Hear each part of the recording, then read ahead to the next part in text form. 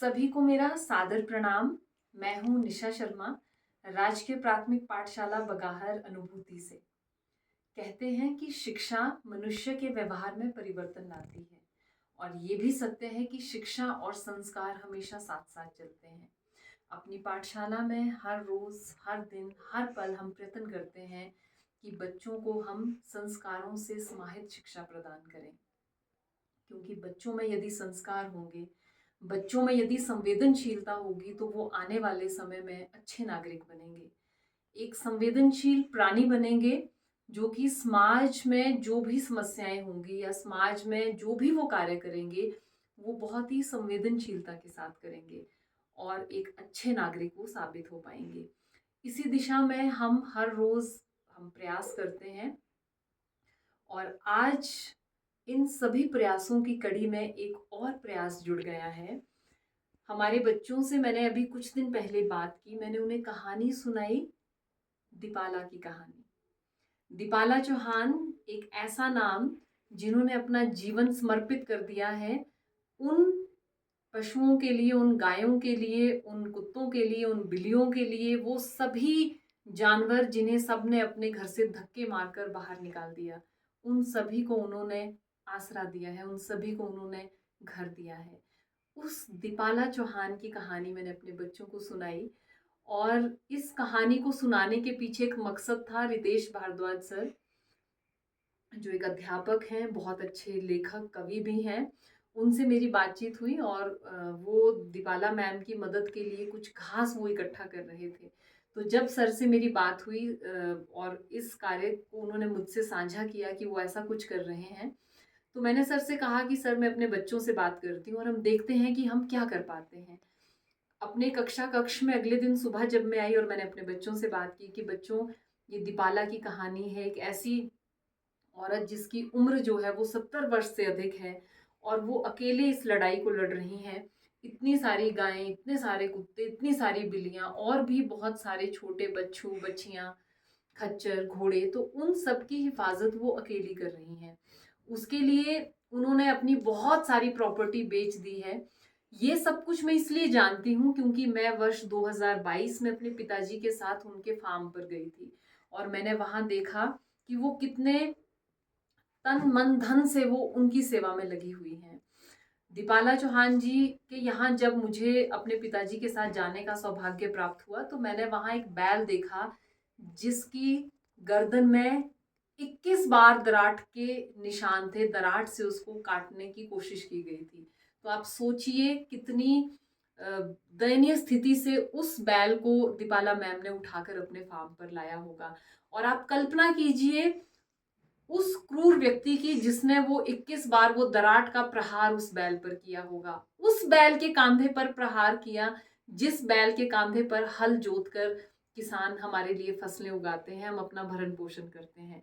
तो आप सोचिए हमारा समाज कितना संवेदनहीन हो गया है। हमारे लोगों के बीच में से दया कहाँ चली गई है, उनके मन क्यों इतने इनसेंसिटिव हो गए हैं। तो वर्ष 2022 में मुझे वहां जाने का मौका मिला, इसलिए मैं दीपाला चौहान की कहानी को जानती थी। मैंने बहुत करीब से उन्हें देखा था। तो जब रितेश सर ने मुझसे कहा कि वो ऐसा कुछ काम करने वाले हैं, तो मैंने सर से कहा, सर, मैं अपने बच्चों से बात करती हूँ और मैं देखती हूँ कि क्या हो सकता है। अपनी कक्षा कक्ष में जब मैं आई और मैंने अपने बच्चों से बात की, प्री प्राइमरी क्लासेस, क्लास 1, 2, 3, 4, 5 सभी बच्चों से बात की कि बच्चों, एक दीपाला चौहान मैम है, वो ऐसे ऐसे काम कर रही हैं, उनकी ये कहानी है, और अभी सर्दियां आने वाली हैं। इन सर्दियों में उनके पास जो भी गाय हैं, जो बैल हैं, जो खच्चर हैं, जो छोटे छोटे बच्चों हैं, उनके खाने का प्रबंध हम कैसे कर सकते हैं, क्योंकि आपको पता है पहाड़ी प्रदेश है, पहाड़ी इलाका है, बहुत ज़्यादा स्नोफॉल होती है और ठंड बहुत ज़्यादा होती है। तो इस सर्दी के मौसम में हम उनकी मदद कैसे कर सकते हैं।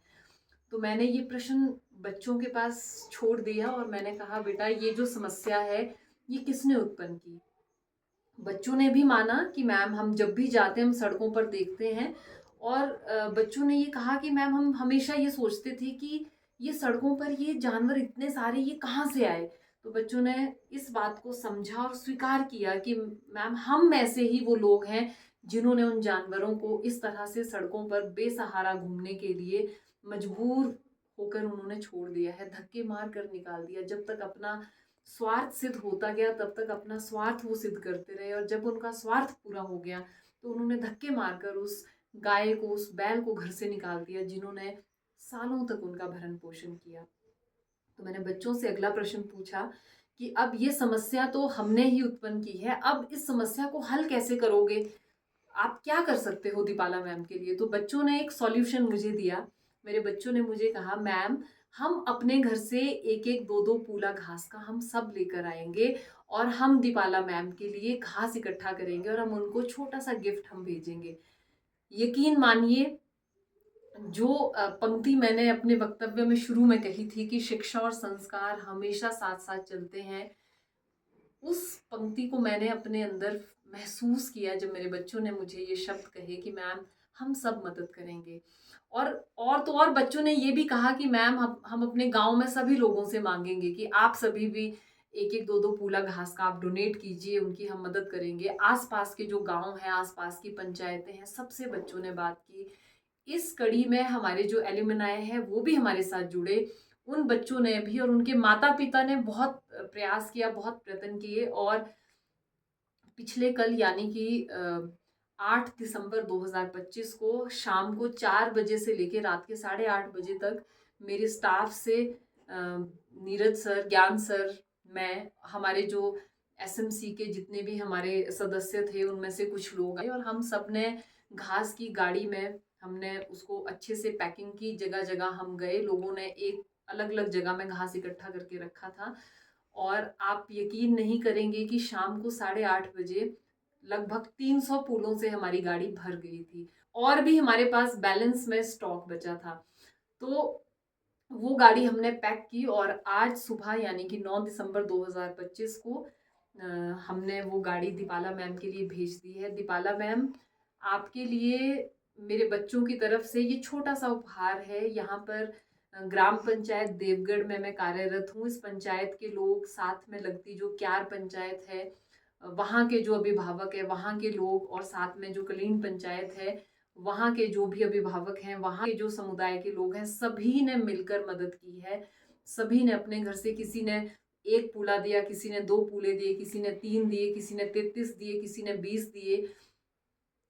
इस तरह से सभी ने दिल से अपना सहयोग दिया है और आपके लिए छोटा सा प्रयास किया है। मेरे बच्चे बहुत छोटे छोटे हैं मैम, पर इनके इरादे बहुत बुलंद हैं।